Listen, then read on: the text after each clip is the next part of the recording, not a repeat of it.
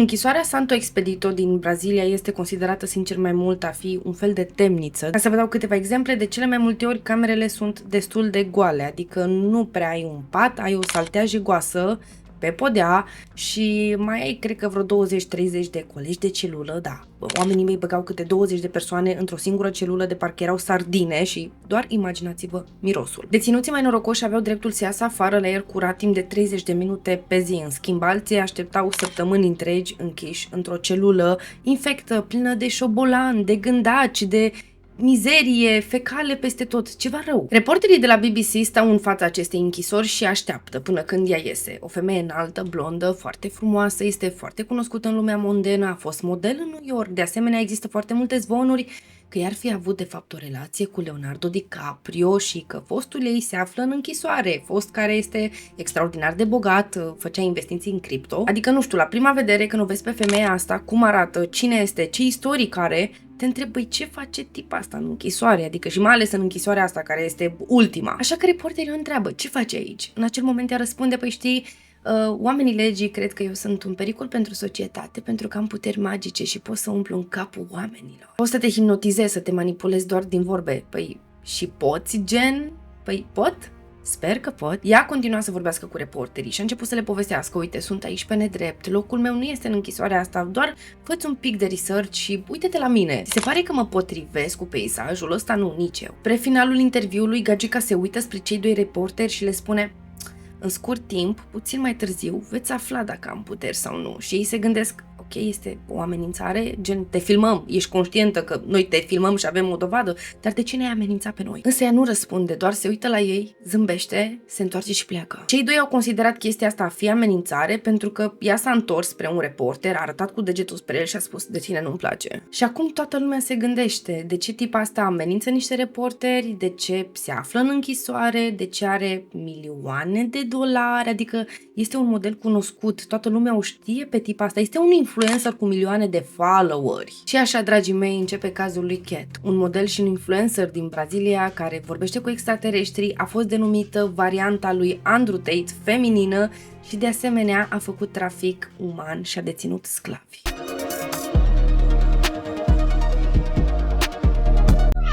Pentru cazul ăsta avem două surse importante. În primul rând, cartea scrisă de Kate înainte ca ea să comite toate aceste infracțiuni și cartea scrisă de o victimă în care ea povestește cum a fost racolată de această influențăriță, iadul prin care a trecut și cum s-a sfârșit toată povestea asta. Ambele cărți sunt disponibile, însă cea de-a doua carte scrisă de victimă nu știu dacă este disponibilă în limba română. Aici vă descurcați, nu știu. Când ești sex worker, ești sigură de două chestii pe lumea asta. În primul rând, există o grămadă de dubioși care îți vor cere chestii destul de ciudățele și în al doilea rând, când un client este dispus să-ți ofere o sumă foarte mare de bani, înseamnă că se va întâmpla ceva cel puțin interesant. Chanel este foarte conștientă de chestia asta, mai ales că a dat de un client care a zis, îți ofer $3.000 pe oră să vii cu mine, ok? Tipul ăsta lucra pentru o companie aeriană, ea s-a urcat în mașină cu el, s-au dus direct spre aeroport. Au intrat înăuntru, ajung într-un birou, el deschide ușa, ea intră și se uită doar spre bagajul pe care tipul ăsta îl ținea în mână și era cumva speriată, la modul ce scoți de acolo. Tipa era destul de speriată, de înțeles, pentru că nu știi ce se va întâmpla, oare ce ține acolo, de ce are un bagaj după el,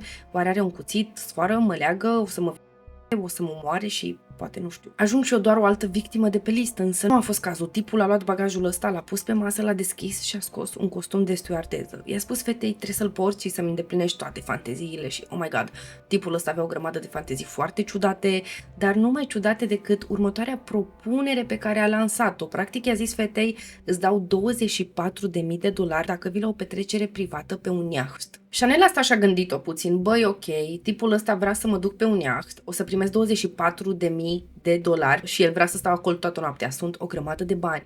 Și cine știe, poate nu este nimic dubios, este o petrecere de burlaci, cineva se pensionează, o zi de naștere, dar când fata a ajuns acolo a descoperit că de fapt este o petrecere de familie, 11 persoane. Practic, ea împreună cu o altă fată trebuia să distreze 11 bărbați care erau neamuri. 4 unchi, 3 verișori, 2 frați și 2 cumnați. Ele sunt pe iaht. Cele două fete merg dintr-o cameră în alta și cei 11 bărbați de asemenea se plimbă dintr-o cameră în alta.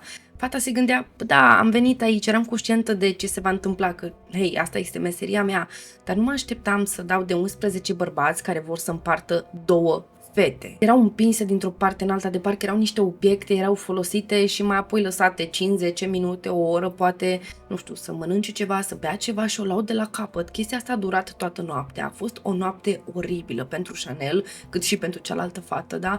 Și ele se gândeau, ok, dar noi ne-am obișnuit cu chestia asta. Asta este meseria noastră și doar ne disociem. Mergem cu mintea temporar în altă parte. Chestia asta ne ajută. O altă ocazie, un alt client, un alt iaht. De data aceasta vorbim despre o petrecere de burlați și în mare parte ea s-a concentrat doar pe viitorul Mire. Cred că a răsuflat destul de ușurată când a aflat că ok, bun, trebuie să mă ocup în mare parte doar de Mire, nu mă împart 11 bărbați, nu o să fiu aruncată dintr-o parte în alta, ei doi merg într-o cameră, își fac treburile și el îi virează banii, $50.000. Nu știu ce făcea fata asta, dar mă rog, a luat telefonul și a vrut să verifice. Am primit banii, însă în acel moment a observat că are 10 de apeluri pierdute și nu recunoștea numărul. Se uita, oare cine mă sună? Și telefonul sună din nou, zice, alo? O voce necunoscută îi zice, ai fost demascat, ai apărut peste tot la televizor, trebuie să pleci de acolo, am un plan. Și Chanel întreabă, cum adică ai un plan? Despre ce vorbești? De ce trebuie să fug de pe iahtul ăsta? Ce s-a întâmplat? Tu tot vorbești despre planul ăsta, dar mi-ai spus că am fost demascată, am apărut peste tot la televizor, toată lumea știe, deci cu ce mă mai poți ajuta tu pe mine? Cealaltă voce îi răspunde, nu mai pune întrebări, doar ascultă-mă și dispari de la petrecere. Mai ai auzit Desire? Da, Chanel de fapt era Desire. Chanel era doar porecla ei pe care o folosea în timpul muncii și în momentul ăla când și-a auzit numele, Desire, a fost ca și cum și-ar fi luat o palmă peste față și s-a trezit la realitate. Apelul s-a terminat, însă Desire era foarte confuză la modul ce s-a întâmplat, cine este persoana asta, de ce mă caută în continuu și mai ales de ce îmi sună telefonul non-stop, acum mă caută familia, prieteni, jurnaliști, oameni care lucrează în televiziune, oh my god, și la scurt timp primește un mesaj. Distrugeți cartela, cumpără-ți alta nouă și pleacă de la petrecere acum. Mesajul ăsta l-a primit de la Kate, un influencer care avea milioane de vizualizări și ea se gândea, ok, de ce mi-ar da un influencer mie mesaj și mai ales de ce ascultate ordinele de parcă nu aș avea de ales, adică nu mă pot împotrivi când aud vocea, mă hipnotizează. Știu că trebuie să fac tot ce spune ea. Kate și-a dorit dintotdeauna să scrie o carte și se gândea, ok, cum pot să-mi pun toată viața în 300 de pagini? Cum pot explica tot ce am trăit? Toate darurile pe care le am, puterile astea. Și la un moment dat a început să povestească despre prima experiență paranormală pe care a avut-o. Și a reușit să scrie undeva la 40 de pagini, după care s-au evaporat, paginile au dispărut. Și ea era cumva sigură în sufletul ei că există o forță supranaturală care înfură paginile pe care eu le scriu, mi le șterge. O forță superioară invizibilă nu mă lasă să-mi spun povestea. Psihoză! Mă rog, deși s-a întâmplat chestia asta de mai multe ori, ea nu simțea niciun pic de frică. Era obișnuită cu chestia asta de mică, pentru că da, avea daruri. Ea auzea voci și vorbea cu spirite de când avea câțiva anișori, 5, 6, 7 ani și de asemenea la un moment dat i-a spus că sunt un medium și spiritele vorbesc cu mine. Prima dată când a auzit vocea asta, ea a crezut că vorbește pisica cu ea și se uita gen, auzea o voce, vedea pisica, dar pisica nu-și mișca botul. Dar ea s-a uitat spre pisică și a zis, ok, tu vorbești? Nu. De fapt era vocea și a avut inspirația să îi ofere un nume acestei voci și vocea se numea Vocea. Mi-o și imaginez prin cameră. The voice is talking to me. A vorbit despre toate chestiile astea la un moment dat și într-o emisiune și a spus, știi că pot să-ți citesc gândurile, am puterea asta magică, și tipul ăla o întreabă, ok, poți să-mi spui atunci la ce mă gândesc acum? Ea zice, nu știu, pentru că ar trebui să mă concentrez foarte mult, să intru în vibrația ta, dar eu pot să zic sigur, 100% am puterile astea de mică și de asemenea pot vorbi cu extraterestri. Niște chestii greu de crezut, adică ok, bun, în primă fază ai primit vocea asta de la Dumnezeu. Dumnezeu s-a trimis vocea asta care să te ghideze în viață, ești medium, poți să vorbești cu spiritele, cu extraterestri, să citești gândurile. Și o spunea și cu mândrie, ea era la modul, știu că sunteți invidioși pe mine. Săracilor. Ea a crescut într-o familie foarte săracă, părinții ei nu erau prezenți absolut deloc. Maică-sa o ignora total, taică-su era un alcoolist și sora ei mai mare nu o suferea absolut deloc. Vreau să vă imaginați următoarea scenă. La un moment dat părinții plecau de acasă cu zilele. Nu știu exact unde se duceau, ce făceau. Ideea era că cele două fete rămâneau singure acasă, fără bani, fără mâncare, fără nimic. Sora cea mare se mai descurca, nu știu, cred că avea un job, își făcea rost de bani și, prin urmare, de mâncare și mânca în fața lui Cat încet, în timp ce ea era înfometată de câteva zile, era poftă și cerea: dă-mi și mie, te rog frumos, să gust de la tine. Și sora mai mare îi spunea: nu, chestiile astea le-am cumpărat din banii mei, sunt ale mele, du-te la muncă. A dat seama rapid că ea nu poate evolua în acest loc, mai ales fiind înconjurată de persoane care nu o susțin. Și ce zice? Hei, mă mut în Miami, de ce vreau să devin model?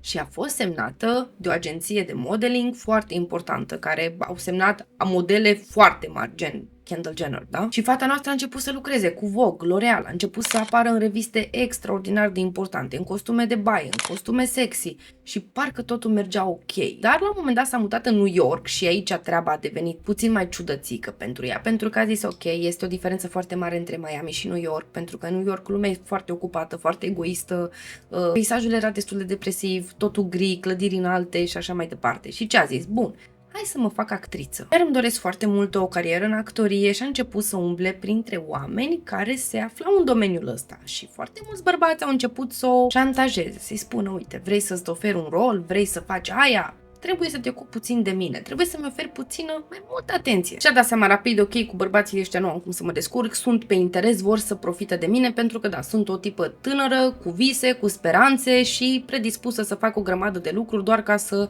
ajung mai ușor în punctul ăsta în care eu îmi doresc să devin actriță. Așa că ce zice? Băi, oare nu mai bine, în loc să-mi pierd timpul cu toți fraierii ăștia care oricum nu mă ajută, mai bine mă duc și fac și eu niște cursuri de actorie. Și a ajuns într-un studio care îți oferea îndrumare și niște cursuri foarte importante.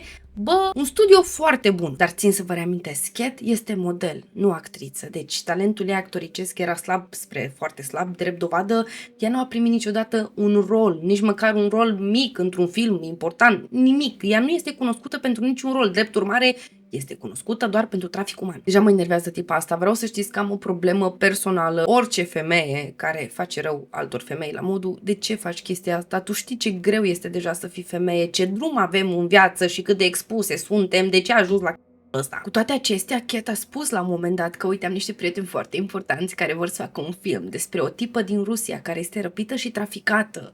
Ghiși cine o să aibă rolul principal? Eu voi fi rusoaica asta și filmul îl facem doar ca să expunem problema asta mondială despre traficul uman.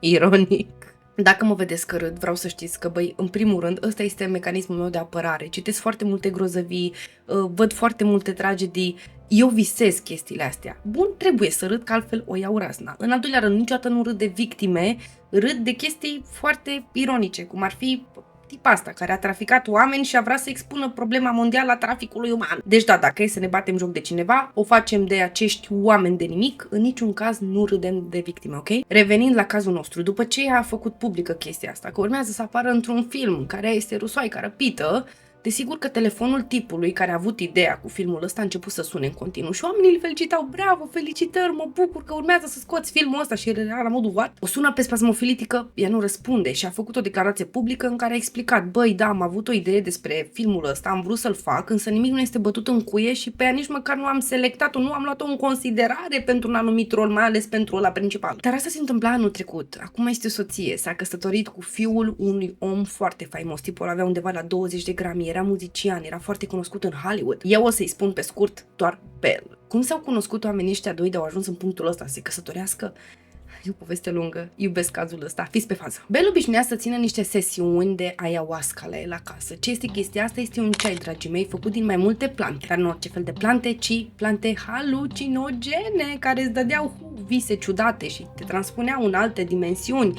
O chestie aparent spirituală. Majoritatea oamenilor care au vorbit despre ceaiul ăsta au spus că are un gust destul de rău, mai ales prima dată când îl bei, îți vine să-l vomiți instant și are o textură ciudată, zici că bei ulei de motor sau noroi, ulei în gură și încerci să-l mănânci. Asta cu noroiul o mai înțeleg, însă nu știu cum au ajuns oamenii ăștia să compare ceaiul uleiul de motor. Ați băut ulei de motor? Doar la chestia asta am putut să mă gândesc: de unde Dumnezeu știi tu cum îi să bei ulei de motor? Dar mă rog, foarte mulți oameni trec peste chestia asta. Bun, gustul este nasol, textura este și mai nasoală, pentru că ceea ce contează este de fapt trezirea spirituală, faptul că te poți conecta cu alte entități, te duci în alte dimensiuni, este ceva crazy. Dar bine, până la urmă nu gustul contează, ci trezirea spirituală, faptul că îți poți regăsi eul interior și te poți conecta cu alte lumi. Ceșcea este folosit de mii de ani și, sincer, în America de Sud este folosit drept medicament și foarte mulți americani se folosesc acum de chestia asta și deschid mici locașuri de vindecare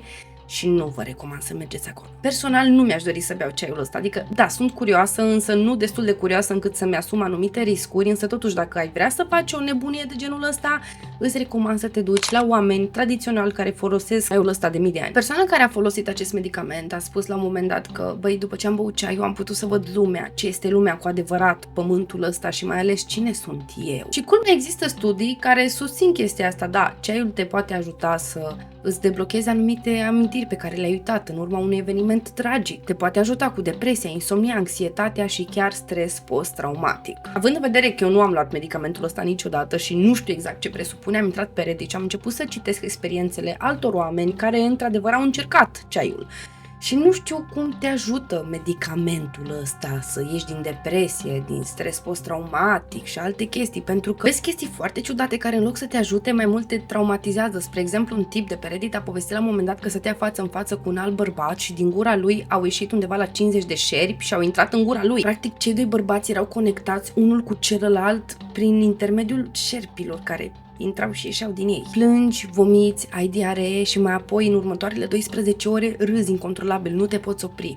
Dar oamenii au comentat chestia asta și au spus, da, uite, plângi într-adevăr, vomiți, ai diaree, asta pentru că corpul tău se curăță de toate emoțiile negative și energiile alea rele. Subiectul ăsta este destul de complicat, nu vreau să-l aprofundez, însă totuși dacă tu ai încercat și ai băut ceaiul ăsta, lasă-ne un comentariu și spune-ne experiența ta. Și acum să revenim la povestea noastră. Bel ținea sesiunile astea, ok? De obicei începeau vineri, sâmbătă, se terminau duminică.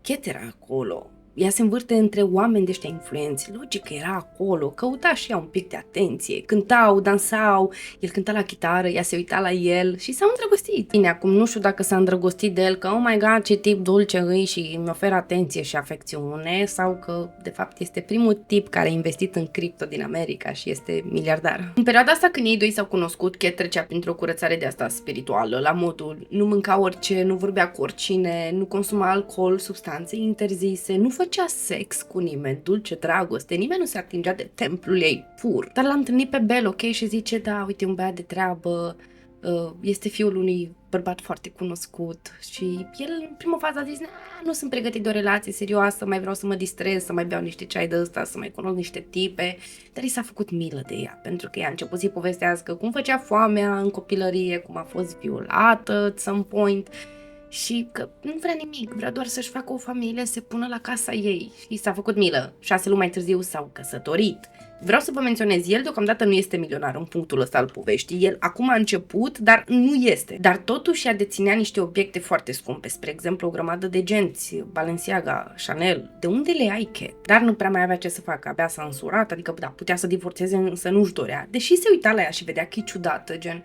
Ea era foarte obsedată de internet, de toată ziua citea comentarii și la un moment dat făcea o chestie, vreau să fiți foarte atenți. Foarte mulți influenceri și de la noi din România, de peste tot din lumea asta, fac chestia asta. Bel a povestit că soția lui avea o strategie foarte interesantă și creativă să pară bogată pe internet. Oamenii se uită la să zică, oh my god, ce tipă mișto și influentă și bogată, independentă, hai să fim ca ea. Ce făcea gagicuța noastră? Se ducea într-un hotel de stat de lux, extraordinar de scump, costa undeva la $50.000 pe noapte. Să stai acolo o singură noapte, te trezești, ai făcut duș, la ora 10 ai eliberat camera. Se ducea la recepție și îi spunea persoanei care lucra acolo, uite, da, eu sunt Chet, lucrez pentru o familie extraordinar de bogată, ei vor să vină aici în vacanță, să stea câteva seri, dar nu sunt sigur dacă camerele arată exact ca pe internet din ce poze ați făcut voi, vreau să verific, pot? Una de la recepție zicea, desigur, uite, ia cheile, du-te, verifică camera. Chet intra înăuntru, își făcea poze, o grămadă și după aia le postea pe internet și zicea, uite, oh my god, abia m-am trezit, #rich. Check-in la hotelul ăsta extraordinar de scump, ăsta este view-ul meu și punea o grămadă de poze, dar de fapt ea nu a stat acolo.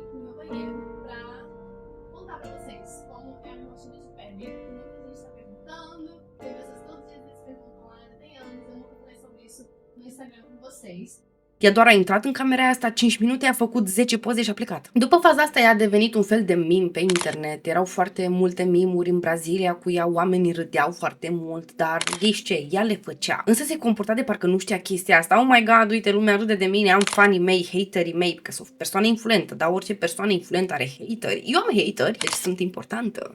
dar de fapt ea avea mai multe conturi false, își petrecea toată ziua doar să-și facă research-ul, se uita pe internet, ok, ce glume sunt în trend la ora actuală, ce mimuri aș putea să fac și făcea undeva la 15 mimuri pe zi. Fata noastră este deșteaptă, este some crazy shit going on. Bel continuă și spune, soția mea mereu face ceva, este extraordinar de ocupată, doarme câte 2, 3, 4 ore pe noapte maxim. Și asta din cauza ceaiului, ok? Foarte mulți oameni poate iau ceai odată în viață, este o experiență unică. Ai încercat, nu mai pui gura pe el. Alții poate beau o dată pe an, o dată la 5 ani, însă nu și Kate. Kate îl bea chiar și de mai multe ori pe săptămână, pentru că, hei, ea este medium și toate spiritele astea îi consumă energia și este atacată energetic și trebuie să se curețe constant. După cum probabil vă și așteptați, relația lor s-a degradat foarte rapid. Ea a început să fie agresivă, foarte geloasă, nu se mai înțelegea cu ea. În primul rând se supăra din absolut orice. În al doilea rând era extrem de geloasă până în punctul în care, la un moment dat, a visat că Bella a înșelat-o. Ea s-a trezit din somn urlând și a început să-l bată. Dacă o femeie îl suna, nu contează cine, că era maică sa, că era o doamnă de la bancă, nici nu îl întreba cine te sună sau cu cine ai vorbit. Îi lua telefonul, suna înapoi și amenința, te omor, te prind, te găsesc. Un comportament per total foarte toxic și Bel se gândea, bun, oare toate femeile sunt așa? Oare ea a nebunit de la ceai? O pot ajuta să se lase? Sau nu știu ce să fac. Nu a știut ce să facă nici în momentul ăla când el s-a întors acasă de la muncă și s-a trezit cu o femeie în casa lor, o tipă din Brazilia, care o urmărea pe Kate, practic era fana ei. Și Kate a zis, hei, uite, asta este fana mea, am adus-o la noi, o să mă ajute cu curățenie, cu mâncare și de asemenea o să facem un business împreună. El, probabil sătul de atâta ceartă, a zis, ok, nu-mi pasă, fă ce vrei, este treaba ta. Locuiesc toți trei, undeva la 2 luni împreună, până când la un moment dat, gagica dispare, Kate a dispărut, pisica a dispărut, mașina lui a dispărut. Și el era disperat, încerca să o caute, gen, unde ești? Eu înțeleg că avem niște probleme, nu ne mai înțelegem, dar totuși încă e soția mea, ai pisica mea și ai mașina mea. Câteva zile mai târziu ea îl sună și îi spune, uite, notează adresa asta, acolo îți lasă mașina și în mașină îți găsești și pisica. El întreabă, unde ești? Închide telefonul. Bel s-a săturat de toată drama asta și ce zice? Bun, vreau doar să scap de tine, să divorțez, însă nu te găsesc. Tu trebuie să semnezi actele de divorț, așa că a angajat un detectiv particular doar să-i găsească locația femeii ca să-i poată trimite actele de divorț. Ce face ea în momentul ăsta? A început să-l acuze. Tu mi-ai furat $20.000, i-ai investit în cripto și ai făcut 10 bilioane. Femeia a încercat, dar deocamdată el nu a ajuns miliardar, este milionar at this point. Viața ei este efectiv un dezastru, însă își vede în continuare de Instagram, unde se posta ca fiind superbă, inteligentă, ea este fericită și anunță divorțul și oamenii se supără at this point, pentru că se gândesc, bun, tu ne-ai prezentat relația perfectă cu soțul tău, l-ai ridicat în slăvi, o să vi se pară cunoscută povestea asta. Toți oamenii au început să vă iubească pe amândoi, să vă privească ca pe un cuplu ideal și acum anunț divorțul, dar pe ea nu interesează, merge la club, mănâncă, bea în exces, ceva foarte rău. Și acum când viața ei este o ghenă de gunoi la propriu, ea devine life coach. M-ați înțeles bine? Life Desiree locuiește în Germania împreună cu iubitul ei. Cei doi s-au cunoscut în Canada. Practic, ea era din Brazilia, el din Germania, dar au mers la școală împreună în Canada. S-au cunoscut, s-au îndrăgostit și după vreun an de relație el zice, ok, vreau să mă întorc înapoi acasă în Germania. Și ea zice, vin după tine, te iubesc, nu contează. Nu există bariere între noi. Se mută în Germania și tipa intră în depresie, nu cunoaște limba, nu-și găsește niciun fel de job, nu are prieteni, nu are familie și a început să aibă niște migrene foarte puternice. S-a dus la doctor, nimic. Cum doctorii n-au găsit cauza acestor dureri, ea a zis, ok, vreau să mă duc să încerc și medicină alternativă, acupunctură. Durerea dispare miraculos, însă revine înapoi. Merge din nou la doctor, vorbește cu 2-3, nimeni nimic.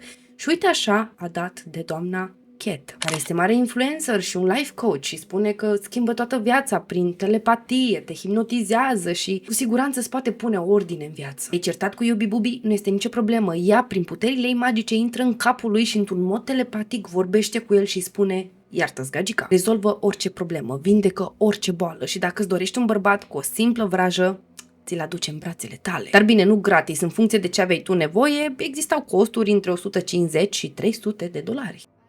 A si mesmo, lembre-se disso. Lembre-se não só de dizer que se ama, mas de realmente mostrar Desiree începe și vorbește cu ea și se plânge despre relația ei, despre Germania, că nu se înțeleg, că au început să se îndepărteze. Și atunci ea îi spune, Cat vorbea de fapt și zicea, ok, bun, dă-mi o poză cu el. El are o energie oribilă, tu strălucești, ești deșteaptă, ești frumoasă, ai o energie pozitivă, dar el nu este pentru tine, trebuie să divorțezi. Desiree a spus, nu, vreau să mă mai gândesc la treaba asta, dar până atunci poți să faci o vrajă, ceva, orice, să ne ajuți, să ne împăcăm. Și fata a început să-i trimită niște filmulețe cu incantații. I-a dat de muncă acasă, meditații ghidate și chestii de genul ăsta și culmea, relația lor și-a revenit. A început să vorbească din ce în ce mai mult cu Catiușca noastră și din punctul ăsta Gagicul s-a cam săturat la modul de fiecare dată când aveau o ceartă sau vorbeau pe anumite subiecte, Desiree venea și zicea, da, dar Cat mi-a spus asta și trebuie să facem asta, uite, Cat m-a îndrumat și la un moment dat bărbatul ăsta era la modul, două dracu pe Cat. Cine pui mei fata asta și de ce o bagi în relația noastră? Tensiunea dintre ei doi a deprimat foarte mult pe Desiree și la scurt timp a început să simtă ușor niște dureri sub ochi. S-a dus la medic pentru că au trecut 6 luni, ea încă are durerile astea și mai mult de atât nu își mai poate ține ochii deschiși de dureri, s-au umflat, era ceva rău. Doctorii nu au putut face nimic, de fapt nici măcar nu au găsit cauza de ce Dumnezeu ochii tăi se umflă, așa că ea ajunge înapoi la Catiușca și ce zice femeia? Ia o cârpă, îți dau niște ierburi, tu faci infuzie și vreau să faci baie cu infuzia și de asemenea să spui cârpa pe ochi și o să-ți treacă. A trecut o lună de zile și fata și-a revenit miraculos. Se uită spre femeia asta cu puteri magice. Doamne, da, tu ești o zeitate, ești o femeie puternică. Eu vreau să te urmez pe tine, învață-mă mai multe chestii. Acum, eu chiar cred în tine. A, da, crezi în mine? Păi vezi că eu i-am citit energia soțului tău și mie mi se pare că el este abuziv, dar tu nu-ți dai seama. Și toate chestiile astea, nenorocirile pe care tu urmează să treci, se datorează lui. Chestiile astea nu se întâmplă din senin, adică el se duce la o vrăjitoare pe care o plătește să-ți facă vreo să te îmbolnăvească. Așa că Desiree merge la terapie, observă că, da, într-adevăr, noi nu mai putem sta într-o relație și divorțează. După faza asta, ce face Catiușca? Un grup special de vrăjitoare. Tot cazul ăsta cap-coadă este o psihoză totală. Toate membrele din grupul ăsta de vrăjitoare au fost postate rând pe rând pe pagina ei de Instagram și fiecare avea câte o descriere, gen din ce țară lucrează, ce fel de putere are, ce poate să facă pentru tine, care sunt calitățile ei și urmează să vi le citesc. Desiree lucra în Germania, America și în Europa per total. Avea putere mentală, inteligență, se ocupa de numere, companii și ea ne salvează practic de societate. Voi nu trebuie să spuneți nimic, căci Desiree va vorbi pentru noi. Mai apoi s-a postat și pe ea, regina șefă a vrăjitoarelor. Comandantul grupului de vrăjitoare dă ordine și primește toată loialitatea și recunoștința surorilor vrăjitoare. Vrăjitorie de o putere intensă în domeniul iubirii, a banilor, a sănătății, vindecătoare, vindec cu mâinile, cu mintea, hipnoză și manipulare mentală asupra oricărei persoane sau oricărui animal. Înger îngrijitor. Ea aduce schimbarea planetară, este cheia spre o nouă eră de oameni mai buni. Leticia, o vrăjitoare foarte puternică. Cine se pune cu noi, se pune cu ea. Cine se pune cu ea, se pune cu diavolul. Doar de ea se teme Cat. Posta chestiile astea pe Instagram. Ăsta era business-ul ei. Pentru asta plăteai. Pentru o vrăjitoare. Mi-a adus aminte de vrăjitoarele alea din ziar cu tămăduitoarea care leagă, desface, tăiere de moți, nuntă, botez, înmormântare. Chestiile astea n-au fost îndeajuns, așa că se fac toate blonde, gen Witch Sisters, Yes Girl, se mută împreună într-un apartament din Texas, au o cameră de witchcraft specială în care le fac vrăji și poțiuni magice, au păpuși, voodoo și o grămadă de ciudățenii. Deci în total avem 4 vrăji gemene într-un apartament din Texas, o avem pe Leticia care nu a vorbit niciodată despre ceea ce a văzut, a trăit, nu știm absolut nimic despre ea. O avem pe Jessica care de fapt nu este Jessica, este un nume fals, nu-i cunoaștem identitatea, fata a plecat din casa aia, nu a stat până la sfârșit. Și le mai avem pe Desiree și Spasmofilitica. Eu v-am prezentat doar vrăjii gemenele, dar în casa existau foarte multe ființe, existau miria, poate, paianjeni, scorpioni, pisică, câini, șerpi și un soț. Se putea. Se putea să lipsească boul din grădina asta zoologică? Nu. O tipă, să-i spune Mirina, la un moment dat a vorbit cu Cat, a avut o sesiune de asta și i-a cerut îndrumare, gen, uite, îmi place de un tip, nu știu ce se va întâmpla. Cat îi zice, fă sex cu el. Dar asta nu-i tot, aud o voce. Vocea asta îmi spune că tu de fapt trebuie să fii model. Dar Irina vrea să fie avocat. Ea a fost model și zice Irina, nu, eu am fost model, dar nu mai vreau să fac chestia asta. Nu este pentru mine, efectiv, nu vreau să fiu avocat. Dar nu, Cat zicea, vocea îmi spune că tu trebuie să vii în America să locuiești cu mine, să fii model. Din acel moment Irina a zis, ok, eu nu mai vreau să vorbesc cu tine, nu mai am nevoie de nicio sesiune, nu mă mai ajuta, nu, mulțumesc. Dar spasmofilitica n-a fost atât de fericită, la modul că a început să o blesteme, să zică îți blestem pântecul, să nu poți purta copii niciodată și stau și mă gândesc oare așa făcea și cu restul vrăjii gemenelor, oare din cauza asta fiecare vrăjitoare o asculta și nu doar pe ea, ci și regulile casei. Da, existau reguli. Prima lege, legea tăcerii, adică fetele nu aveau voie să vorbească nici măcar între ele. Ele locuiau fiecare în camere separate. Ele când ieșeau afară, de fapt nu aveau voie să iasă afară decât dacă spasmofilitica asta le chema. Sau dacă aveau treabă, spre exemplu, să dea cu aspiratorul, să spele, să facă de mâncărică sau să meargă la cumpărături. Anyway, și când ieșeau afară la cumpărături, la un moment dat vecinii le salutau, că aveau vecini și ele. Și ele nu răspundeau, ele doar se uitau și fugeau. Nu aveau voie să vorbească nici măcar cu vecinii. A doua regulă, nu au voie să se plângă. Nu contează prin ce treci, ce simți, îți faci treaba și te duci înapoi în camera ta. A treia regulă, nu ești din vorba mea. Tu nu te poți îndoi de autoritatea mea sub nicio formă. Eu sunt o zeitate și tu mă slujești. Știu că la un moment dat Catiușca chema foarte mulți oameni din Brazilia. Erau foarte mulți oameni care voiau să meargă în America, studenți, unii aveau viza, unii nu, mă rog, dar nu știu de ce veneau oamenii la ea, pentru că în mod agresiv, în mod activ, tipa asta făcea nimic. Și nu știu cum de nu era rușine, adică ea se prezenta ok, sunt o tipă curată spiritual și foarte bogată, dar casa era un jeg total, frigiderul ei era murdar de sus până jos și de asemenea gol. Și mă gândesc, băi, oamenii ăia când intrau în casă și vedeau jegul și sărăcia de acolo, pentru că ea se prezenta ca fiind o femeie foarte bogată, foarte împlinită, foarte curată spiritual, cu puteri magice. Sau și mă întrebi, nu vedeau antiteza asta între postările ei, viața pe care ea o prezenta și de fapt realitatea, jegul din casă. Dar da, aparent oamenii ăștia veneau la ea totuși pentru anumite ritualuri. Există un ritual, așa spune ea, da, spasmofilitica. Există ritualul ăsta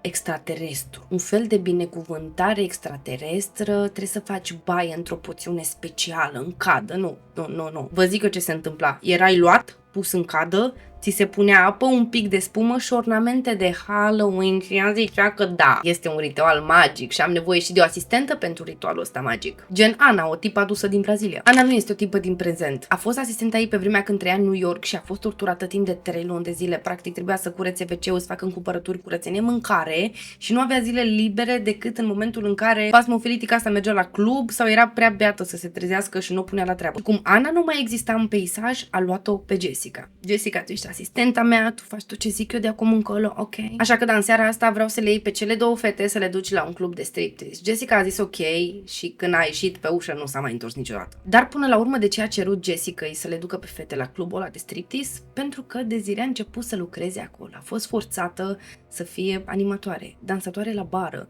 și și-a primit și porecla asta de Chanel. Lucrurile au avansat foarte rapid, la modul hai, îmbracă-te, ia bikini ăștia pe tine, arăți foarte bine, mișcă-te. Și Chanel stătea și asculta muzica. Muzica a început, ea practic trebuia deja să fie pe scenă, să danseze, însă era frică, nu se simțea confortabilă, ea n-a mai făcut chestia asta absolut niciodată, ea a vrut să fie vrăjitoare. Și acum este forțată să vrăjească bărbații care sunt plini de dorințe și de fantezii care mai ciudate. Prima noapte a trecut foarte greu pentru Desiree, însă s-a făcut dimineață, merge acasă și Cat a început să numere bani. Bravo, Desiree, mă bucur, uite, ai făcut o grămadă de bani, în scurt timp o să devenim niște femei foarte bogate, dar știi ceva, dă-mi te rog frumos pașaportul tău, că mă gândesc că poate te duci cu el la muncă și ți-l fură vreo bagabontă de pe acolo. Dacă ți-l ține în siguranță, dar bravo, Desiree, o să fim bogate. O să ne permitem să deschidem businessul la care noi două am visat. Ce afacere vorbești? Eu nu am visat la nicio afacere, am vrut să fiu vrăjigeamănă și atât. Businessul despre care vocea îmi vorbește și îmi spune că tu vei fi o femeie strălucitoare și puternică și plină de bani și o să vrăjești o grămadă de bărbați, dar ai grijă, nu trebuie să vorbești cu nimeni despre viața ta privată,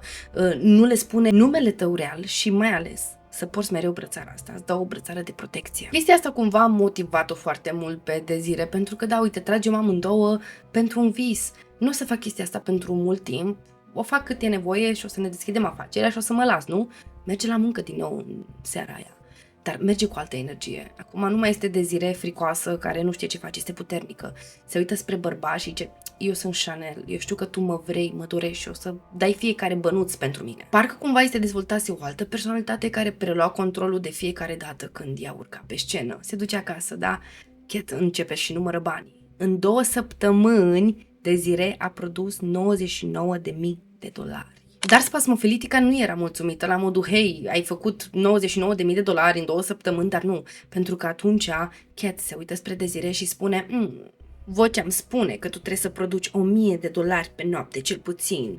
tu nu faci ce trebuie, tu nu ești în stare, du-te la muncă, muncește mai mult. Și fata a început să execute pentru că, hei, avem un vis și vocea îți ordonă și tu o să-mi faci ce mai probabil rău, nu? Dacă nu te ascult. Da, Desiree a început să muncească foarte mult, a început să muncească de noapte, a început să agațe bărbații, să se joace cu mintea lor, v-am spus, parcă era cu totul o altă persoană. Era destul de greu să strângă suma aia necesară pentru a deschide o afacere, pentru că, hei, Pasmofilitica nu lucra, era bolnavă și stătea acasă împreună cu soțul ei. Soțul ei din nou nu mergea la muncă pentru că, hei, iubita mea e bolnavă și trebuie să am grijă de ea full-time, sunt îngrijitorul ei. Dar nu contează, Chanel merge la muncă și produce o grămadă de bani. De fapt, a început să lucreze undeva la 15 ore pe noapte. Venea acasă cu picioarele pline de sânge. Gândiți-vă, să dansezi pe tocurile alea, să te târăști, să faci și performanță, să arăți și sexy în timpul ăla. Și nici psihic nu o ducea mai bine, pentru că, da, colegele ei erau foarte geloase pe ea. Devenise cea mai bună dansatoare din barul ăla și fetele au început să-i taie tocurile, hainele cu care ea trebuia să facă show și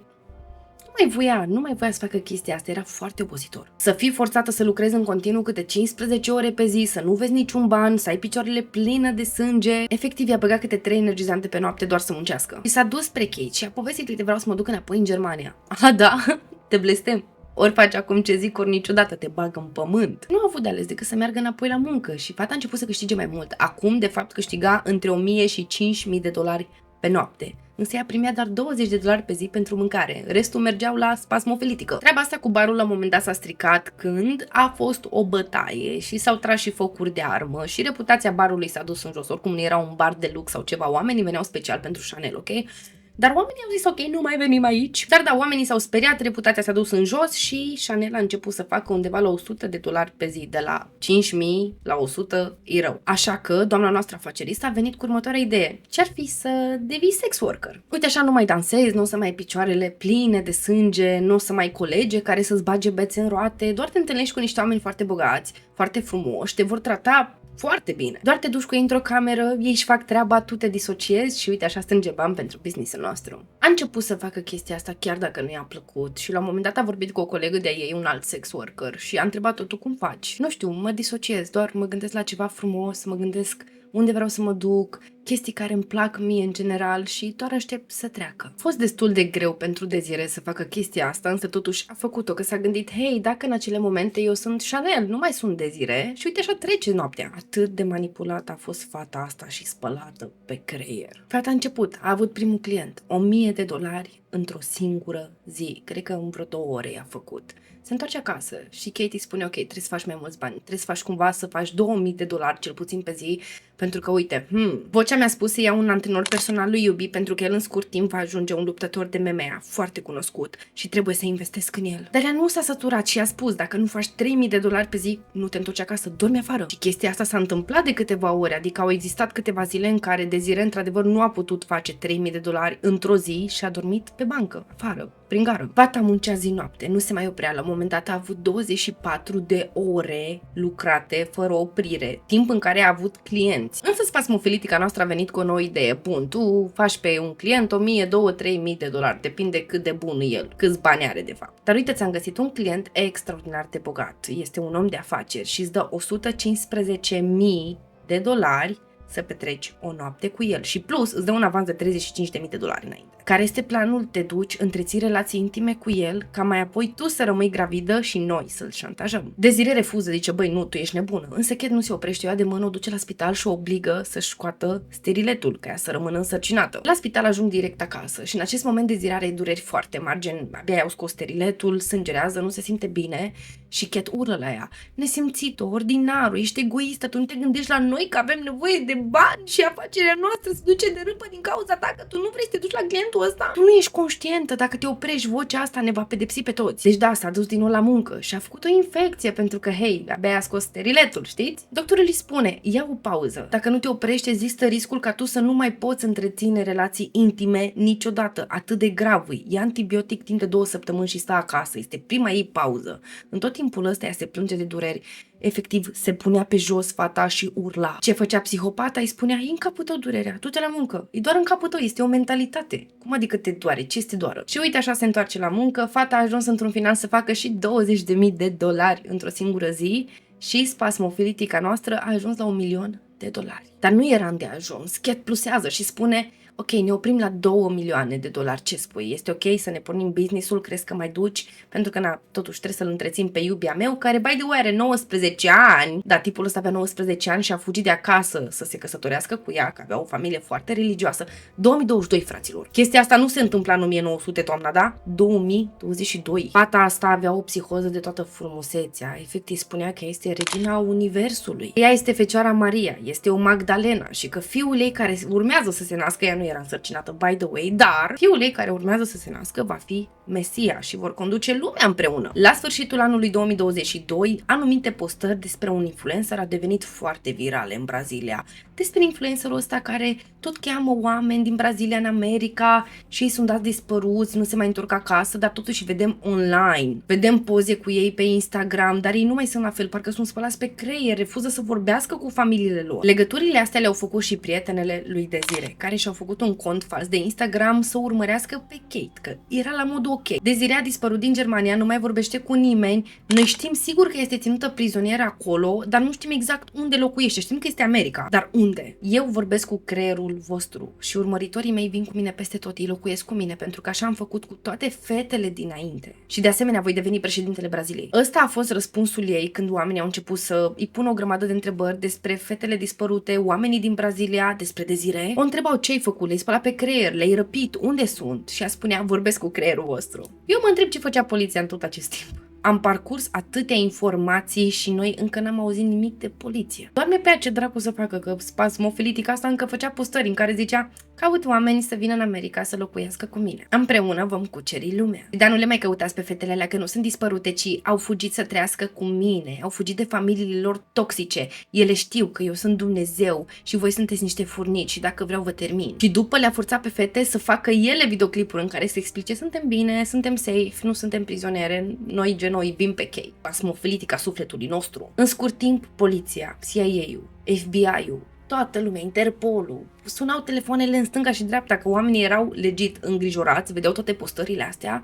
Ziceau, hei, ne avem securitate, gen, avem polițiști, își face cineva treaba? Aparent, până în punctul ăsta al poveștii, nu avem parte de poliție. Ce face Kate? Își ia fetele și începe să se plimbe prin lume. Fac poze. În timp ce oamenii de pe Instagram făceau la propriu spume, că le-au găsit pe toate fetele astea date dispărute, postate pe site-uri de escorte. O nebunie. At this point, ele nu mai stau în Texas. Au început să se plimbe dintr-un loc în altul, Kate le-a luat ochelari, peruci, hai, în continuare, la prostituție cu voi, faceți bani, avem un business de făcut, mai avem 1 milion de euro, adică de dolari de strâns, da? Nu avem timp de pierdut, luați perucile astea și hai la muncă. Deci, în sfârșit, poliția încearcă cumva să-și facă treaba, însă fetele mele fugeau dintr-un stat în altul, Desiree încă lucra, Leticia la fel. Ele credeau că o pereche de ochelari și o perucă le salvează, dar nu. Până la urmă au fost arestate fetele pentru prostituție. Au fost duse în secția de poliție. Polițiștii și-au dat seama pe loc că ele sunt niște victime, că au fost traficate, însă ele nu realizau. Să vă dau un exemplu, Desiree a fost arestată, da? I-au luat 49 de zile să realizeze că ea de fapt a fost traficată de spasmofilitica asta mică. Și și-a dat seama de chestia asta doar pentru că, cât timp a stat ea pe arest, la un moment dat pe un perete era un afiș mare pe care scria semne că ești traficat. Cum îți dai seama că cineva face trafic uman? A citit chestia aia și atunci și-a dat seama, oh my god, ce mi s-a întâmplat, a fost spălată pe creier. Desigur că au existat și oameni care au spus, băi, dacă de fapt Desiree a fost de acord cu chestia asta și viața ei nu a fost chiar atât de grea și acum, nu știu, doar vrea să o înfunde pe Kate ca ea să scape. Dar părerea polițiștilor este diferită. S-a văzut că ea era traumatizată, nu avea încredere în polițiști, era frică că o să fie închisă doar pentru simplu fapt că era sex worker. Din toată situația asta nu vedea nimic greșit decât că, băi, sunt sex worker și mai mult ca sigur o să fiu închisă, o să primesc o amendă mare, o să-mi pierd toată viața din cauza faptului că am făcut sex pe bani. Deși, sincer, asta era ultima chestie pe listă. Toți oamenii care au trecut prin mâna ei au încercat să-și refacă viața. Desiree a fost cea mai afectată, avea foarte multe atacuri de panică, stres post-traumatic, era foarte anxioasă, dureri de cap. S-a chinuit foarte mult să-și revină. În schimb, spasmofilitica a început să dea interviuri, să spună eu sunt închisă pe nedrept. Eu când am văzut oamenii ce mărturisesc și cum mint, m-a bufnit râsul, n-am putut să mă abțin. Este o minciună, le este frică de mine, îi spun că eu sunt un guru fals, dar de fapt sunt atât de puternică cât le este frică de mine și vor să facă tot posibilul să mă închid aici. A spus chestia asta cu gura ei într-un interviu la BBC Gen. Ce s-a ales de capul ei? A fost condamnată pentru trafic internațional de persoane și sclavie modernă 8 ani. 8 ani, atât a primit. 8 ani în Brazilia. prea puțin dacă mă întreb pe mine și nu știm soțul ei de 19 ani dacă a fost implicat în chestia asta, dacă știa, dar mi se pare ciudat să nu știe. Gen, locuiai cu ea în casă, probabil ai cunoscut, ai văzut cum îi funcționează mintea, ce scoate pe gură, ai văzut-o pe Desiree cum plângea prin casă că avea picioarele pline de sânge și nu mai voia să meargă la muncă. Cazul ăsta a fost ceva rău, mă doare capul, vă spun sincer. Da, și cam asta a fost episodul, frumoșii mei. Nu uitați că mă puteți susține cu un like sau un comentariu, că mă ajută foarte mult. Practic, mi-ajutați algoritmul să-mi recomande și mie videoclipurile altor oameni și așa ne adună mai mulți aici. Sau poți deveni membru pentru că ai mai multe avantaje. Spre exemplu, nu ai parte de reclamă, nu ai parte de cenzură, vezi orice videoclip în avans cu o săptămână și ai content extra, adică interviuri cu criminali, cu spasmofilitici de genul ăsta sau poze de la locul crimei, dacă avem. Totodată nu uita că te aștept și pe Insta, Pisica Neagră 13, unde noi ținem legătura, îți dau inside-uri care mai de care spicy pe story și tot acolo tu poți să alegi care să fie următorul episod. Eu vă super pup, frumoșii mei, și noi ne auzim data viitoare.